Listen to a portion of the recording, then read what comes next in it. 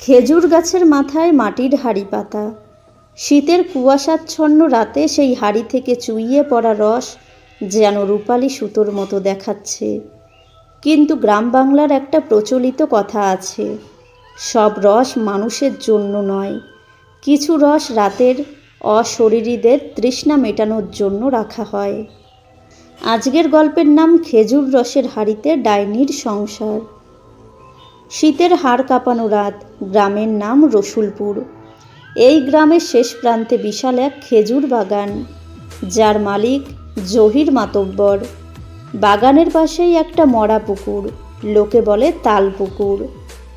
দিনের বেলাতেও ওদিকটায় কেউ ঘেঁষতে চায় না, কিন্তু শীতে যখন গাছিরা গাছে হাঁড়ি পাতে, তখন জহিরের বড় ছেলে শওকত আর তার দুই বন্ধু আয়ুব ও রতন ঠিক করে তারা রাতে চুপি চুপি বাগান থেকে টাটকা রস চুরি করে খাবে। আয়ুব একটু ভীতু স্বভাবের। সে কাপা গলায় বলল, শওকত, কাজটা কি ঠিক হচ্ছে? দাদি বলতেন, এই বাগানের বুড়ো খেজুর গাছটায় নাকি এক ডাইনি থাকে। সে নাকি নিজের হাঁড়িতে মানুষের রক্ত জমায়। শওকত হেসে উড়িয়ে দিল, আরে রাখ তোর দাদির গল্প, আজ আমরা টাটকা রস খাবই। অদ্ভুত সেই হাঁড়ি। রাত তখন প্রায় 1টা। কুয়াশার চাদরে ঢাকা চারপাশ। 3 বন্ধু টর্চ জ্বালিয়ে বাগানে ঢুকলো। হঠাৎ তারা দেখল, বাগানের একদম মাঝখানে একটা প্রাচীন বাঁকা খেজুর গাছ। অন্য সব গাছের হাঁড়িগুলো মাটির হলেও এই গাছটির হাঁড়িটা যেন কুচকুচে কালো রঙের, আর তার থেকে মিষ্টি রসের বদলে একটা তীব্র গন্ধ আসছে, ঠিক যেন পচা মাংসের গন্ধ। রতন বলল, এই দেখ, এই হাঁড়িটা কত নিচে নামানো, এটা থেকেই রস খাবো। সে লগি দিয়ে হাঁড়িটা নামানোর চেষ্টা করতেই ওপর থেকে একটা খিলখিল হাসি ভেসে এলো। হাসিটা ঠিক মানুষের মতো নয়, মনে হলো হাজার হাজার শুকনো পাতা একসঙ্গে ঘষলে যেমন শব্দ হয়, ঠিক তেমন কর্কশ। টর্চের আলো গাছের মাথায় ফেলতেই 3 বন্ধুর রক্ত হিম হয়ে গেল। তারা দেখল, গাছের ডালপালার মধ্যে ছোট ছোট মাটির হাঁড়ি ঝোলানো, কিন্তু সেই হাঁড়িগুলোর মুখ খোলা নয়, বরং সেগুলো মানুষের মাথার খুলির মতো দেখতে। সবচেয়ে বড় হাঁড়িটার ভেতর থেকে একটা অদ্ভুত দৃশ্য দেখা যাচ্ছে। হাঁড়িটার ভেতর আস্ত একটা সংসার, ছোট ছোট আগুনের শিখা জ্বলছে, আর তার চারপাশে ইঞ্চিখানেক লম্বা কয়েকটা বীভৎস দেখতে বামন আকৃতির প্রাণী বসে আছে। তাদের পিঠে বাদুড়ের মতো ডানা, আর গাছের মগডালে বসে আছে সেই ডাইনি। তার চুলগুলো পা পর্যন্ত, গায়ের চামড়া খেজুর গাছের বাকলের মতো খসখসে। সে একটা লম্বা নখ দিয়ে হাঁড়ি থেকে লাল রঙের তরল মুখে তুলে নিচ্ছে। ডাইনিটা হঠাৎ তাদের দিকে তাকালো। তার চোখের মণি নেই, শুধু সাদা 2টো কোটর।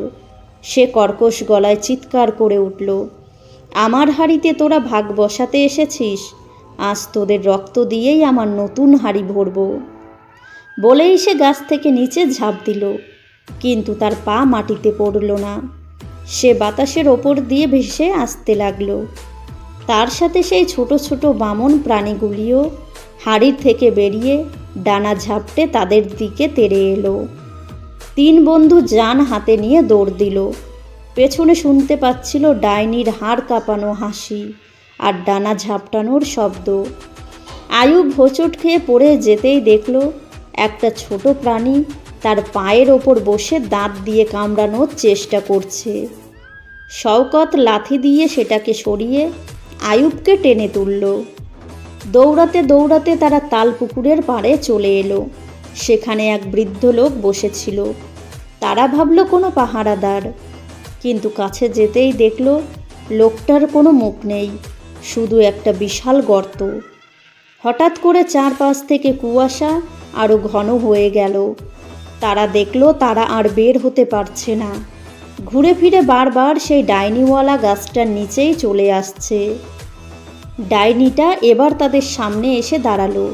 সে তার বড় হাঁড়িটা এগিয়ে দিয়ে বলল, খা, তোরা তো রস খেতে চেয়েছিলি, এটা ডাইনির হাতের রস।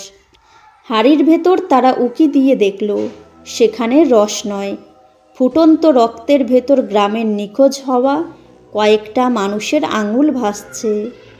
ঠিক সেই মুহূর্তে গ্রামের মসজিদের আজান ভেসে এলো। ভোরের আলো ফুটতেই ডাইনি আর তার সেই বীভৎস সংসার ধোঁয়ার মতো মিলিয়ে গেল। শওকতরা জ্ঞান হারিয়ে মাঠের মাঝখানে পড়ে রইল। পরদিন সকালে গ্রামের মানুষ তাদের উদ্ধার করে। শওকতের গায়ে ডাইনির নখের আঁচড় ছিল, যা কখনো শুকায়নি। আজও শীতের রাতে সেই খেজুর বাগানের পাশ দিয়ে গেলে নাকি শোনা যায় ছোট ছোট হাঁড়ি নড়াচড়া করার শব্দ, আর সেই বীভৎস খিলখিল হাসি। গ্রামবাসী এখন আর ওই নির্দিষ্ট গাছটিতে রস সংগ্রহের জন্য হাঁড়ি পাতে না, কারণ সবাই জানে ওই হাঁড়িটা এখন মানুষের জন্য নয়, ওটা ডাইনির সংসার।